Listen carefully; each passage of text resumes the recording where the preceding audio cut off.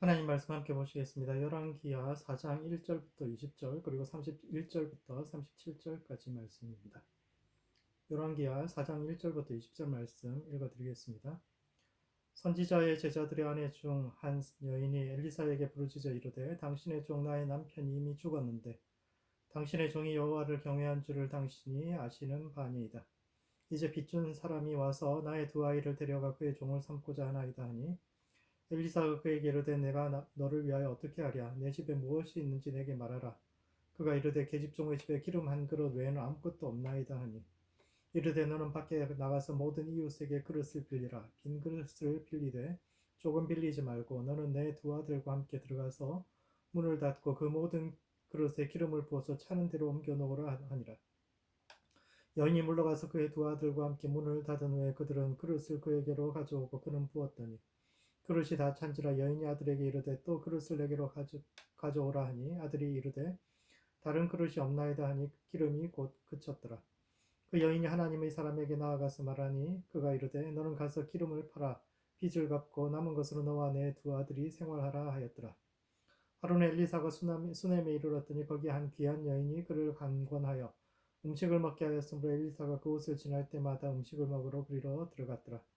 여인이 그의 남편에게 이르되 항상 우리를 지나가는 이 사람은 하나님의 거룩한 사람인 줄을 내가 아노니 청하건대 우리가 그를 위하여 작은 방을 담 위에 만들고 침상과 책상과 의자와 촛대를 두사이다. 그가 우리에게 이르면 거기에 머물리이다 하였더라. 하루는 엘리사가 거기에 이르러 그 방에 들어가 누웠더니 자기 사환 게하시에게 이르되 이 수냄 여인을 불러오라 하니 곧 여인을 부르매 여인이 그 앞에 선지라. 엘리사가 자기 사환에게 이르되 너는 그에게 이르라. 내가 이같이 우리를 위하여 세심한 배려를 하는도다. 내가 너를 위하여 무엇을 하랴 왕에게나 사령관에게 무슨 구할 것이 있느냐 하니 여인이 이르되 나는 내 백성 중에 거주하나이다 하니라. 엘리사가 이르되 그러면 그를 위하여 무엇을 하여야 할까 하니 게하시가 대답하되 참으로 이 여인은 아들이 없고 그 남편은 늙은 나이다 하니 이르되 다시 부르라 하여 부르매 여인이 문에 서니라.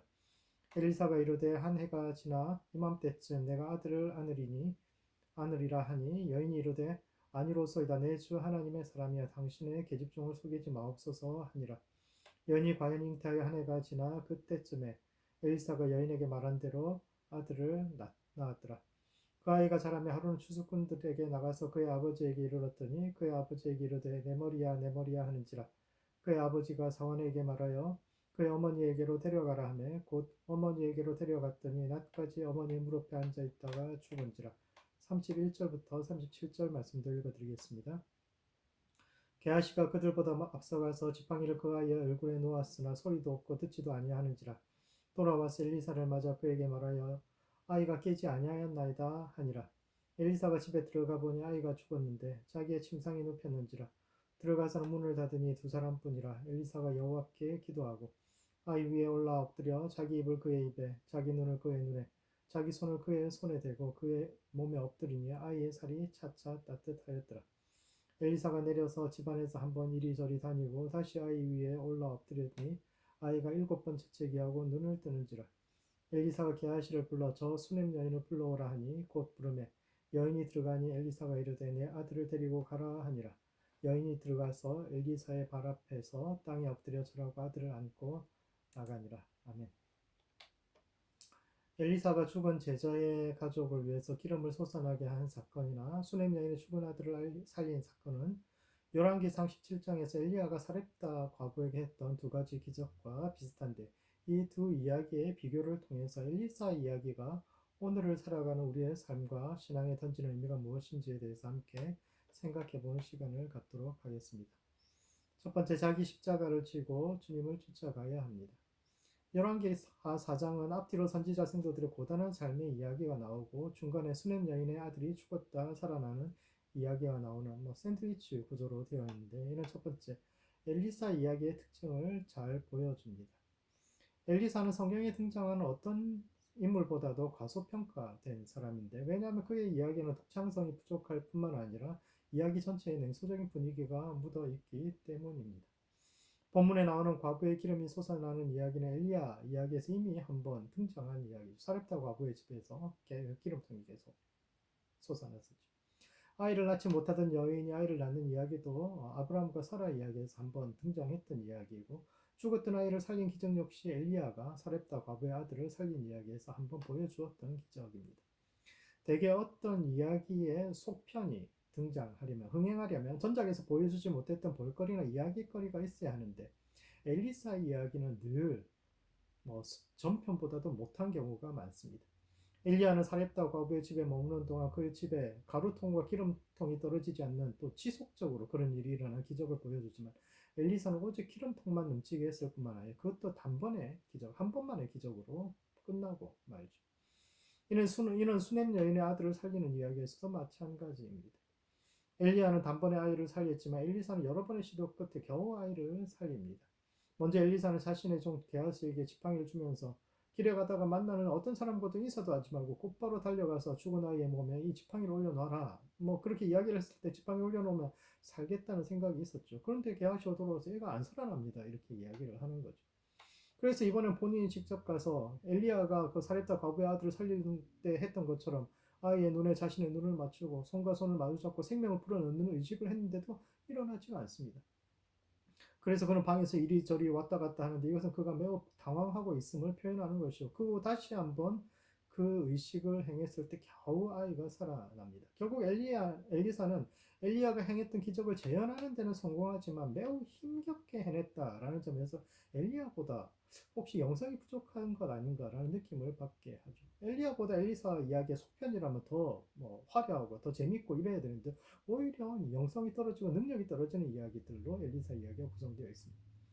뿐만 아니라 엘리사 이야기는 전체적으로 암울한 분위기를 띠고 있습니다. 내용적으로는 고난 가운데 있던 당신의 백성을 하나님께서 구원해 주시는 이야기들이지만 사건이 일어나게 된 배경이나 사후 처리까지 종합적으로 생각해 본다면 결코 이 이야기들이 낙관적으로 보이지 않는다는 데 있습니다.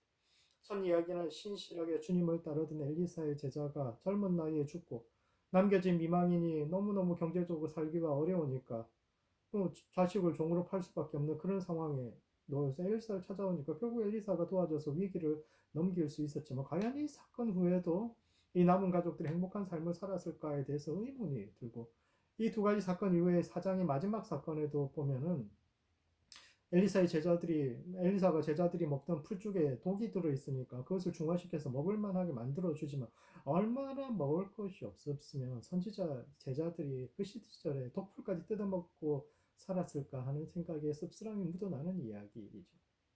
엘리사라면 그래도 이런 있는 이야기. 내용적으로 보면 다 기적 이야기인데 앞뒤 다 따져보면 야 이게 진짜 승리하는 이야기인가, 하나님께서 도와주시는 이야기, 이런 것에 대해서 의문을 가질 수밖에 없는 거죠. 나아가서 4장 이야기의 가장 중심에 있는 수넴 여인에 대해서는 미심쩍은 부분들이 굉장히 많습니다. 그녀는 엘리사를 존경해서 그가 쉬어갈 수 있는 숙소를 준비하지만 정작 아이가 죽었을 때는 엘리사를 원망하는 모습을 보여주죠.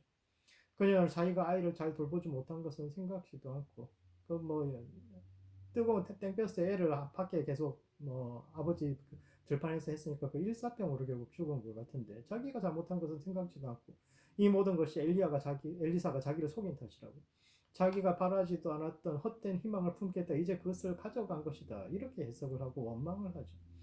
그래서 이 이야기의 결론에 보면 아이는 살아났지만 엘리사는 아이를 직접 여인에게 주는 것이 아니라 게하시를 통해서 저 여인에게 아이를 데리고 가라고 하라고 이렇게 전하는데 이건 상당히 냉정한 표현처럼 보입니다.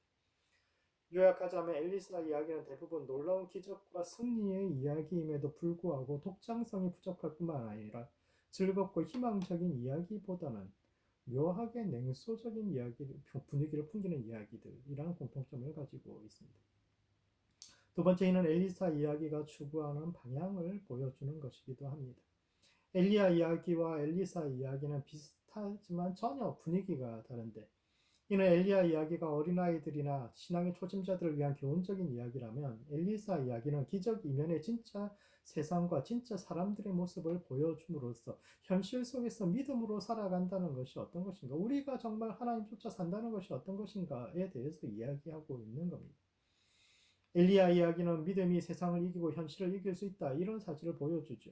엘리야가 아합을 피해서 그리 시내가에 머물렀을 때는 그 까마귀가 먹을 것을 물고 와서 먹여 살렸고, 시내가 말라서 사렙다 과부에게 갔을 때는 그 집에 가루통과 기름통이 떨어지지 않았으며 갈멜산에서는 850명의 바알과 아세라 선지자들과 싸워서 통쾌하게 승리하는 이야기를 통해서 믿기만 하면 이긴다 이런 이야기들을 하고 있죠. 그러나 엘리사 이야기는 전체적으로 보면 엘리야 이야기보다도 더 많은 기적이 일어남에도 불구하고 그를 따르는 제자들은 여전히 가난과 고통 속에 있으며 수냄 여인을 통해서도 알 수 있듯이 엘리사를 둘러싼 백성들 역시 좋을 때는 한없이 선지자에게 잘해주지만 힘들 때는 선지자를 원망하고 모든 것을 그의 탓으로 돌리는 이중적인 모습을 보여주는데 이와 같이 등장인물들의 성격이 복합적이라는 것은 그만큼 이 이야기들이 현실을 잘 반영하고 있다는 뜻이요. 이는 엘리사 이야기가 모든 것을 선이나 혹은 흑과 백으로 구분할 수 없는 복합적인 현실 속에서 믿음으로 사는 것이 어떤 것인지를 질문하는데 그런 점에서 엘리사는 전통에 충실한 삶을 살 것을 우리에게 이야기합니다. 엘리사 이야기의 가장 큰 특징은 독창성이 없다는 겁니다. 그가 베푼 기적은 이전에 이미 누군가가 보여주었던 기적들인데 엘리사쯤 되는 인물이 새로운 독창적인 기적을 할 수 없어서 하지 않았던 걸까요? 그렇지 않습니다. 그는 일부러 독창적인 일을 하지 않은 것이요.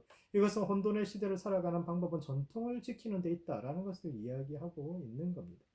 사람들은 늘 새로운 것에 목말라 합니다. 사자가 매일 고기를 먹는다고 해서 고기에 대해서 질려합니까? 독수리가 매일 비슷한 곳에서 사냥한다고 해서 그것을 지루해하고 불평하고 그럴까요? 그렇지 않습니다. 동물들은 자신들의 영역을 정해놓고 익숙한 일을 반복하는 것을 좋아하지만 사람은 그 반대입니다. 사람은 늘 똑같이 반복되는 일들의 일상에 대해서 지루함을 느끼고 그래서 새로움을 추구하며 새로운 것에 대해서 가치를 둡니다. 사람들은 자신만의 독창성 없이 다른 사람들을 따라하는 것을 모방이라고 낮추어 부르고 나아가 다른 사람의 의견을 각주 없이 인용하는 표절이라는 것을 현대에서는 범죄로까지 여겨지기까지 합니다. 그래서 신앙에 있어서도 사람들은 무언가 늘 새로운 것을 해야 한다고 생각합니다. 세상은 2등을 기억하지 않기 때문에 늘 1등이 되어서 유행과 트렌드를 선도해야 한다고 생각하지만 엘리사는 오히려 모방의 길을 택합니다. 그는 스승의 가르침에서 그 믿음의 조상들이 가르쳐 준 곳에서 한 발자국도 벗어나지 않고 그 과거의 유산을 지키면서 그것을 전달함으로써 클래식이 왜 클래식인지를 보여주는데 이는 사람들의 주목을 받는 것보다도 하나님을 높이는 것 그리고 자기 십자가를 지고 걸어가는 것이야말로 신앙의 본질이요 신앙인의 본분임을 이야기하고 있습니다. 그러므로 자기 십자가를 지고 예수님을 쫓아야 합니다. 엘리사를 비롯한 믿음의 선진들이 걸었던 길은 영광의 길이 아니라 오히려 무거운 짐을 지고 먼 길을 가는 것과 같습니다. 엘리사 이야기 겉으로 보면 기적도 일어나고 엄청난 능력이 일어나고 사람들이 존경을 받고 그런 이야기처럼 보이지만 사실 열왕기 4장의 구조를 보면 선지자들의 삶이 기적 속에 있는 것처럼 보이지만 굉장히 배고픈 길이요. 때에 따라서 아무런 성과도 없이 본인은 죽고 자녀들은 종으로 팔려갈 수도 있으며 사람들의 그 감사와 놀라운 기적은 언제든지 원망으로 바뀔 수 있는 그런 상황에 불과하다는 것을 보여주는데 이를 통해서 그럼에도 불구하고 이 길을 갈 것인지를 우리에게 질문하고 있는 겁니다. 진짜 신앙의 길이라는 것은 영광의 길이 아니라 십자가의 길인데 그럼에도 불구하고 당신은 이 길을 갈 것인가? 라는 질문을 하고 있는데 오늘 그 주님의 초청과 부르심에 대한 우리 자신의 응답은 어떠한 것인지를 깊이 묵상해보는 모든 성도들 되시기 바랍니다. 두 번째, 사람이 아닌 하나님을 의지해야 합니다. 본문과 열왕기상 17장의 사렙다 과부 이야기를 비교해 볼 때 두드러지는 차이점 두 가지가 보이는데 한 가지는 수넴 여인과 엘리사의 관계에 거리감이 보인다는 점과 다른 한 가지는 엘리사가 선지자 생도의 아내에게 최대한 많은 그릇을 모아서 보이지 않는 곳에서 기름을 부으라고 요구했다라는 것인데 이는 첫 번째, 사람을 의지하지 말고 하나님의 그 기름 부으심을 의지해야 합니다. 엘리사는 시종일관 수넴 여인과 거리를 둡니다. 수넴 여인이 일찍부터 엘리사를 알아보고 그가 쉬어갈 수 있도록 집을 주었지만 엘리사는 약간 거리를 두는데 하도 잘해주니까 하루는 그녀를 불러서 대화를 나누는 장면인데 그때도 바로 앞에 그녀가 서 있는데도 불구하고 옆에 있는 게하시에게 너는 그녀에게 내가 무엇을 해줄까 물어보라고 이야기합니다. 바로 그녀가 앞에 있는데도 불구하고 여인에게 직접 물어보면 될 것을 게하시를 통해서 간접적으로 묻는데 이는 엘리사가 그 수넴 여인에게 처음부터 거리를 두려고 했다라는 것이요. 그 거리감은 마지막 장면에서 아이를 돌려주는 장면에서 결정적으로 부각됩니다. 그때도 직접 그녀에게 아이를 주지 않고 게하시를 통해서 저 수냄 여자를 불러와라. 그리고 네 아들 데리고 가라. 라고 말함으로써 냉정하게 거리를 보여줍니다. 왜 엘리사는 이 수냄 여자와 거리를 두었을까요? 궁금한 점은 또 한 가지 있죠. 성경에서 아이를 낳지 못하던 여자가 천사나 선지자의 계시를 받아서 아이를 낳으면 그 아이는 되게 큰 인물이 됩니다. 이삭이나 사무엘, 삼손 같은 경우가 그런 예인데 수냄 여인의 아이는 그런 경우에 들지 못합니다. 이 여자도 아이는 낳지 못하다가 뭐 선지자가 그렇게 이야기해서 낳아줬으면 이 아이는 나중에 큰 인물이 됐어야 되는데 그건 아무런 언급이 없죠. 왜 이 아이는 성경의 전형적인 패턴에서 벗어나고 있을까요? 어떤 사람들은 수냄 여인에게 믿음이 부족했기 때문이라고 주장하기도 합니다. 그녀는 내년 이맘때쯤 아이가 있을 것이라는 엘리사의 말에 자기를 속이지 말라고 공개적으로 엘리사에게 반박했는데 이러한 그녀의 불신이 결국 좋은 결과를 가져오지 못했다고 주장하기도 하지만 제 생각에는 그보다는 하나님의 백성은 사람을 의지하는 것이 아니라 오직 하나님을 의지해야 한다는 사실을 알려주기 위해서라고 생각됩니다. 수냄 여인은 믿음이 부족하고 어려움에 처했을 때 엘리사를 원망하고 탓하지만 엘리사는 그녀를 비난하지 않습니다. 왜냐하면 사람은 원래 그런 존재이기 때문입니다. 엘리사가 처음부터 그녀와 거리를 유지했던 이유는 사람에 대한 기대가 크지 않았기 때문에 이는 하나님의 백성은 오직 하나님만 의지해야 한다라는 사실을 가르치는 겁니다.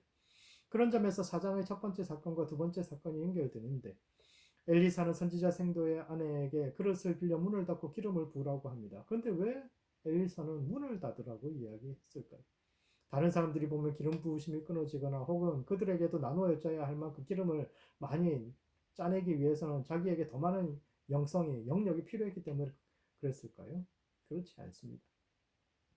문을 닫으라고 한 이유는 하나님의 기름 부으심은 문을 닫고 홀로 있는 고독 속에서 흘러나올 수 있기 때문입니다. 사람들은 영광을 바라고 칭찬을 바라고 명예를 바랍니다. 사람들이 박수 쳐주는 것에 대해서 그 환호성에 있기를 바라죠. 그러나 사람들의 시선이 많은 곳, 세상의 소음이 심한 곳에서는 기름이 나오지 않습니다. 오히려 하나님의 기름 부으심은 문을 닫은 고요한 곳에서 그분 앞에 잠잠히 앉아있는 이들에게서 넘쳐나며 그 기름은 우리가 준비한 만큼 채워집니다. 성경에서 기름은 하나님이 생명을 선사하면서 내리시는 복을 상징하는데 그 복은 그녀가 그릇을 준비한 만큼 우리가 받을 준비가 된 만큼만 부어진다라는 것을 이야기하고 있는 거죠. 마지막으로 죽음을 넘어선 부활을 기다려야 합니다. 열왕기는 왕들에 관한 이야기라는 책 제목에 어울리지 않게 주연이었어야 할 왕들은 배경이나 엑스트라 역할만 하고 조연이었어야 할 선지자들이 주연 노릇을 하며 그 중에서도 엘리사 이야기가 거의 절반을 차지하는데 그 선지자 이야기의 결론이 열왕기하 13장 20절부터 21절 말씀인데 제가 읽어드리겠습니다. 엘리사가 죽으니 그를 장사하였고 해가 바뀌며 모압 도적대가 그 땅에 온지라 마침 사람을 장사하는 자들이 그 도적대를 보고 시체를 엘리사의 묘실에 던지매 시체가 엘리사의 뼈에 닿자 곧 회생하여 일어섰더라. 이렇게 이제 선지자 이야기 전체가 끝이 납니다. 옛날에는 장례식을 2번 했습니다. 과거 우리 문화에도 부모님 돌아가시면 상년상을 치렀죠. 왜 상년상을 치릅니까? 3년이 지나면 시체에 살이 썩어서 모두 사라지고 나서 그 남은 뼈를 모아서 다시 장례를 치르기 때문입니다. 그 시대 사람들에게 있어서 썩어 없어지는 살은 흙으로부터 와서 흙으로 돌아가지만 뼈는 언젠가 다시 일어날 날을 기다리며 남겨진 생명의 정수이기에 그 뼈를 모아서 다시 한번 장례식을 합니다. 그래서 유대인들의 가족 무덤은 한쪽에는 시신을 모아둬서 그 시체가 이제 썩기를 기다리는 그런 공간이 있고 다른 쪽에서는 수습한 뼈들을 모아서 함께 모아두는 곳이 있는데 엘리사 가문의 사람이 죽어서 이제 시신을 묻으러 왔는데 약탈자들이 몰려드니까 혼비백산한 사람들이 시신을 내팽개치고 달아나 버리는 거죠. 그런데 그 던져진 시신이 엘리사의 뼈에 닿았고 그러자 이 사람이 부활한 마지막 사건이 있습니다. 죽은 지 얼마 되지 않은 사람이 다시 살아났으니까 이것을 소생이라고 해야 할지 부활이라고 해야 할지 모르겠지만 이 사건은 선지자 이야기의 전체적인 결론으로서 이스라엘 신앙의 부활을 예고하는 사건입니다. 엘리사는 그 엄청난 능력과 기적에도 불구하고 이스라엘의 죽음을 막지 못했지만 언젠가 그의 정수라 할 수 있는 뼈에 닿는 새 이스라엘은 죽음에서 부활하여 새로운 출발을 할 수 있을 것이라는 기대를 담고 있는 겁니다. 엘리사 이야기는 축제 같은 엘리야 이야기와는 달리 냉소적인 분위기로 가득 차 있는데 이것은 그가 열심히 노력했지만 내리막길을 향해 걸어가는 이스라엘의 역사의 그 수레바퀴를 거꾸로 돌리지는 못했다는 한계성을 표현하고 있는 겁니다. 이스라엘 백성들은 수냄 여인처럼 때로는 선지자의 말을 듣고 경성하지만 같은 사람이 언제든지 돌아서서 그를 비판하는 이중적인 모습을 보여주지만 그럼에도 불구하고 엘리사의 이야기는 선지자 이야기 전체는 희망으로 끝을 맺고 있는 겁니다. 엘리사도 죽었고 이스라엘도 죽지만 그의 정신은 뼈 속에 남아 있어서 누구든 그 정수에 다가가 접촉하는 자는 죽음에서 일어나 다시 살아날 수 있을 거라는 겁니다. 훗날 에스겔이 마른 뼈가 일어나 큰 군대가 되는 환상을 볼 수 있었던 것은 엘리야나 엘리사가 남겨놓은 뼈, 즉 내리막길을 가는 현실 속에서도 하나님께서 하실 일을 바라보며 시대나 백성을 원망하지 않고 자기 길을 걸었던 믿음의 선진들이 있었기에 가능했던 것입니다. 그러므로 하나님으로부터 오는 부흥을 기다려야 합니다. 사람은 실망을 주고 아픔을 줍니다. 그러나 그런 고통이 다가올 때 시대나 사람을 원망하는 것이 아니라 하나님께서 구원하실 때를 기다리며 잠잠히 문을 닫고 자신의 그릇을 준비하는 모든 성도들 되시기 바랍니다. 말씀을 정리하겠습니다. 열왕기하 4장은 열왕기상 17장 사렙다 과부의 이야기와 비슷하지만 여러 가지 측면에서 차이점을 보여주는데 첫 번째, 자기 십자가를 지고 예수님을 쫓아가야 합니다. 엘리사 이야기는 엘리야 이야기의 속편이면서도 독창성이 부족하고 기적의 강도가 낮아지며 냉소적인 분위기가 풍기는데 이는 선과 악이 명확하지 않은 혼돈의 시대, 돌이킬 수 없는 내리막길 속에서도 겸손히 전통을 지키는 클래식한 신앙의 길이 어떤 것인지를 이야기하고 있습니다. 두 번째, 사람이 아닌 하나님을 의지해야 합니다. 엘리사는 좋을 때는 한없이 잘해주지만 조금만 문제가 생겨도 외면하고 등을 돌리는 현실적인 백성들 사이에서도 그들을 원망하지 않고 지금은 실패하고 패배하지만 언젠가 다시 태어날 신앙의 정수를 남겨놓는 그 엘리사의 이야기를 보여주는데 이와 같이 선지자의 정신을 붙잡아 죽음을 뚫고 승리하는 모든 성도들 되시기 바랍니다. 기도하시겠습니다. 기도하실 때는 우리 자신의 기름 부으심을 위해서 기도하시겠습니다. 고난 중에 좌절하기보다는 고요한 중에 문을 닫고 하나님의 기름 부으심이 내 삶에 임하시도록 그렇게 그릇을 준비하는 성도 될 수 있도록 자기 자신을 위해서 기도하시고 두 번째, 자기 십자가를 지고 주님을 쫓아가는 교회와 성도 될 수 있도록 서로를 위해서 기도합시다. 엘리사처럼 고난 속에서도 하나님을 바라보는 믿음을 가질 수 있도록 믿음을 더하시도록 우리 서로를 위해서 교회를 위해서 함께 기도하시겠습니다.